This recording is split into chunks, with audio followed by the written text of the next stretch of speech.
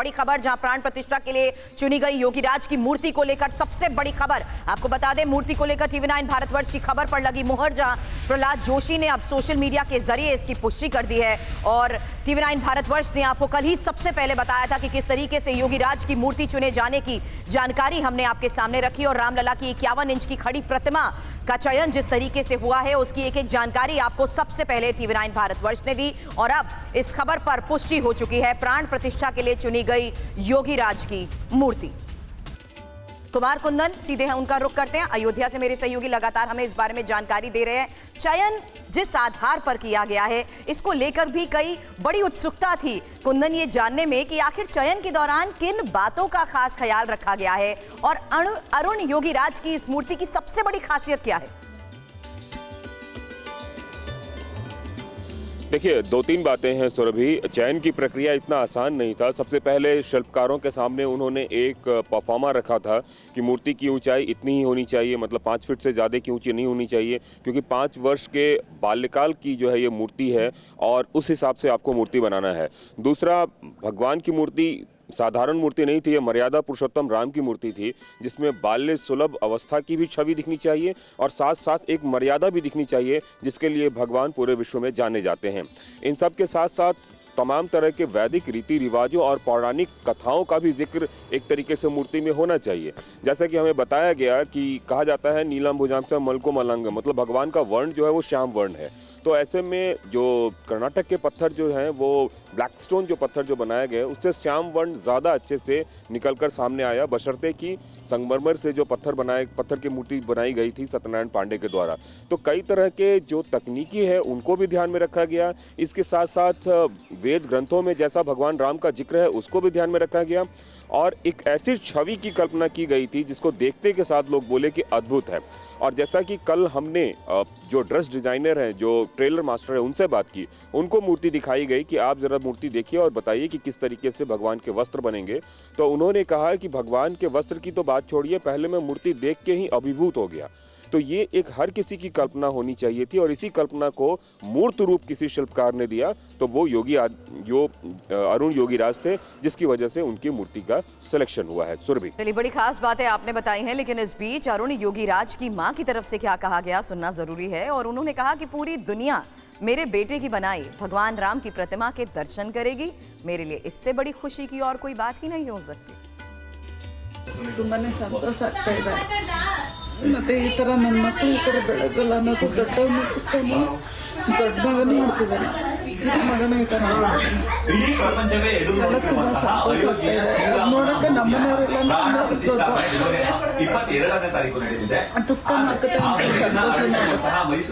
ಶಂಕರಾಚಾರ್ಯ ಕಳಿಸ್ಬಿಟ್ಟು ಬೇಡ ಕಣ್ಣಣ್ಣ ಹೋಗೋದು ಬೇಡ, ಇಲ್ಲಿ ಗದ್ದೆ ಅವ್ರು ತುಂಬ ಗದ್ದೆ ಅಂದ್ರೆ ಇಷ್ಟ, ಅದು ನೋಡ್ಕೊಂಬತ್ತೀನಿ ಬರುವಾಗ ಅಲ್ಲಿ ಕೂತಿರಕ್ಕಾಗಲ್ಲ ಕಣಮ್ಮ, ಇನ್ನ ಕೆಲಸ ಮಾಡ್ತಾ ಇದ್ದಾನೆ। ಹೌದಾ? ಅಮ್ಮ ಈಗ ಸೆಲೆಕ್ಟ್ ಆಗಿದೆ, ಏನು ಅನಿಸ್ತದೆ ತಮಗೆ? ತುಂಬಾನೇ ಸಂತೋಷ ಆಗ್ತಾ ಇದೆ। ನಾನು ಮಧ್ಯೆ ಹೋಗ್ತೀನಿ ಅಂತ ನೋಡಕ್ಕೆ, ಅವ್ನು ಮಾಡುವಾಗ ಹೋಗ್ತೀನಿ ಅಂತ ಹೇಳಿದೆ, ಅದಕ್ಕೆ ಬೇಡ ಕಣಮ್ಮ ನೀನು ಕೊನೆಯ ದಿವಸ ಕರ್ಕೊಂಡು ಹೋಗ್ತೀನಿ ಪೂಜೆ ದಿವಸ। भगवान रामलला की 51 इंच की मूर्ति के लिए वस्त्र तैयार किए जा रहे हैं, और जिस टेलर मास्टर शंकर लाल को वस्त्र का जिम्मा दिया गया, उनको मूर्ति दिखाई गई। उन्होंने सिर्फ इतना ही कहा, मूर्ति भाव सुलभ है, अद्भुत है। उनसे भी आपको हम मिलवाते हैं। प्रधानमंत्री जब आए थे, नवरत्न उसमें चला गया था हरे पोशाक में, और अब पीला धारण हमारे ठाकुर जी करेंगी। अगर संस्था के तरफ से हमको हीरा पन्ना पोखरा जो भी मिलेगा हम उसमें सजाएंगे, और जितना हमारे गुण है, जितनी भी हमारे पास गुण है, वो सारा गुण हम ठाकुर जी के प्रसाद में अर्पित कर देंगे। तो ये देखिए बागा तैयार किया जाता है, और जो बड़े सरकार, जब अब हमारे बड़े सरकार आएंगे, उनका इस प्रकार का ये वस्त्र तैयार किया जाता है। अब ये जो 51 इंच की जो मूर्ति है, उस साइज की हमारे पास ये मूर्ति है, मूर्ति का कपड़ा है। अच्छा, खाली बाह इसका बड़ा हुआ है, बाकी साइज वही है। अच्छा, ठाकुर जी हमारे जिस समय तैयार होगा वो ऐसा ही कपड़ा तैयार होगा, और हमारे ठाकुर जी धारण करेंगे। तो छवि अति सुंदर, मनमोहन और मनमारी जो कपड़े हैं वो तैयार हो रहे हैं, और जो भगवान की मूर्ति है वो चूँकि फाइनल हो चुकी है, 51 इंच की वो मूर्ति है, तो उस मूर्ति के लिए शंकरलाल जी को बताया गया है कि आप नियमित कपड़े तैयार करें। और प्राण प्रतिष्ठा के दिन भगवान को 56 भोग बेशक सीता रसोई से भेजा जाएगा, लेकिन मिठाई रामलला को अलग अलग जगहों से लाकर दी जाएगी। खबर है कि पिछले 30 वर्षों से भी ज्यादा समय से अयोध्या के चंद्रा स्वीट से ही भगवान को खुरचन पेड़ा भोग लगाया जा रहा है। अयोध्या के जो चंद्रा मिठाई की दुकान है उसको चुना गया है और वहां से अभी फिलहाल प्रतिदिन भगवान के लिए मिठाइयां जाती हैं। खुरचन का खास पेड़ा भगवान के लिए जाता है और वो भोग लगता है। प्रमुख तो पेड़ा ही है हमारा, भगवान को भोग, और विशेष वहाँ लोग दर्शन करने के लिए आते हैं तो पेड़े का ही प्रसाद उनको प्रसाद स्वरूप दिया जाता है। और जब 56 भोग या ऐसा कोई त्यौहार पड़ता है तो और भी मिठाइयाँ साथ में लगाई जाती है भगवान को भोग के लिए। मतलब आपके यहाँ कोई भी नई मतलब मिठाई बनती है तो सबसे पहले भगवान को ही भेजा जाता है ताकि भगवान उसका एक बार स्वाद चख लें, फिर जनता को दिया जाए। जी बिल्कुल बिल्कुल ऐसा ही है। तो इस बार कितना उत्साह है 22 तारीख को? अब तो रामलला एकदम विराजमान होने जा रहे हैं। उत्साह तो बहुत है और हमारे लिए नहीं, पूरे विश्व के लिए उत्साह का बात है कि भगवान रामलला का जो है भव्य मंदिर का निर्माण हो गया है और अब तो भगवान का प्रसाद पेड़ा हमारा और भी दूर दूर जाएगा। चलिए ठीक है। तो भगवान के साथ साथ आस्था के साथ एक आर्थिक पहलू भी है। आर्थिक पहलू ये कि तमाम अलग अलग जगहों से जो लोग आ रहे हैं वो भी भगवान का प्रसाद लेके जाएंगे, तो उससे एक आर्थिक व्यवस्था भी यहाँ की पहले से ज़्यादा सुदृढ़ होगी। लेकिन 22 तारीख को जो प्रसाद है वो बनकर तैयार है और TV9 भारतवर्ष आपको वो तस्वीर दिखा रहा है। और एक और बड़ी खबर, जहां राम मंदिर को लेकर बीजेपी की आज बड़ी बैठक है और अमित शाह और जेपी नड्डा इस बैठक में मौजूद रहेंगे। दोपहर 2:30 बजे का वक्त है जब बीजेपी मुख्यालय में ये बड़ी बैठक होने वाली है और जैसा कि आपको बताया कि इस बैठक में अमित शाह और जेपी नड्डा मौजूद रहेंगे और राम मंदिर निर्माण के जरिए जन जागरण अभियान बीजेपी की तरफ से चलाया जाएगा। आपको बता दें, विपक्ष के खिलाफ माहौल बनाने की रणनीति पर भी इसमें चर्चा होगी।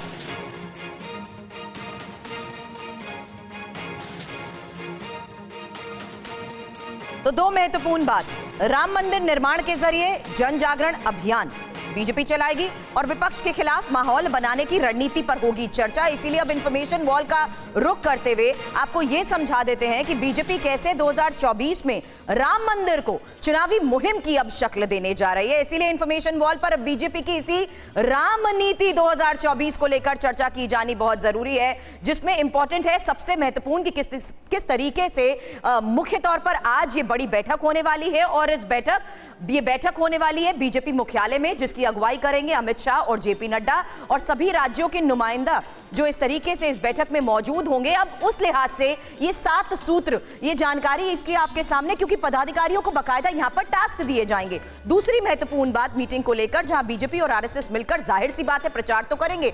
तीसरी महत्वपूर्ण बात, जहां मंदिर के लिए किए गए प्रयासों का प्रचार किया जाएगा और जन जागरण अभियान जोर शोर से चलाया जाएगा। यहां तक कि बुकलेट के जरिए लोगों को जागरूक करने की कोशिश होगी और प्रचार के लिए बड़े नेताओं, यहां तक कि मंत्रियों की कमेटी को लेकर भी बड़े फैसले हो रहे हैं और निर्माण के लिए विपक्ष पर, निर्माण में देरी के लिए विपक्ष पर ठीकरा फोड़ा जा रहा है। हालांकि ये महत्वपूर्ण है कि ये जो राम नीति है उस लिहाज से हम आपको क्यों बता रहे हैं कि आखिर बीजेपी किस तरीके से अलग अलग रणनीति पर काम कर रही है और ये रणनीति आखिर है क्या, विपक्ष के सामने विकल्प अब कौन कौन से बच जाते हैं, इसको लेकर भी बड़ी इंफॉर्मेशन आपके सामने। क्योंकि 2024 के चुनाव के तहत राम मंदिर पर दाव इसलिए कह रहे हैं क्योंकि बीजेपी की ये रणनीति साफ सामने आ चुकी है कि कैसे राम मंदिर के मुद्दे पर विपक्ष का घेराव हो रहा है और विपक्ष को हिंदू विरोधी साबित करने की ये कोशिश है।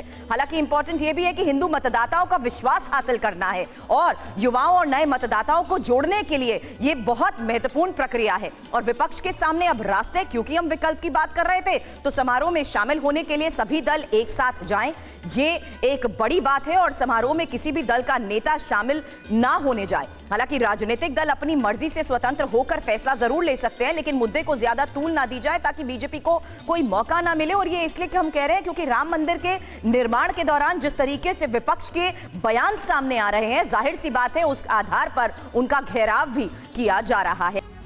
आरजेडी नेता फतेह बहादुर सिंह ने फिर विवादित बयान दिया, जो राम मंदिर बन रहा है गलत है, उसके बदले वहां पर यूनिवर्सिटी और फैक्ट्री बनानी चाहिए। सुनिए फतेह बहादुर ने और क्या कहा।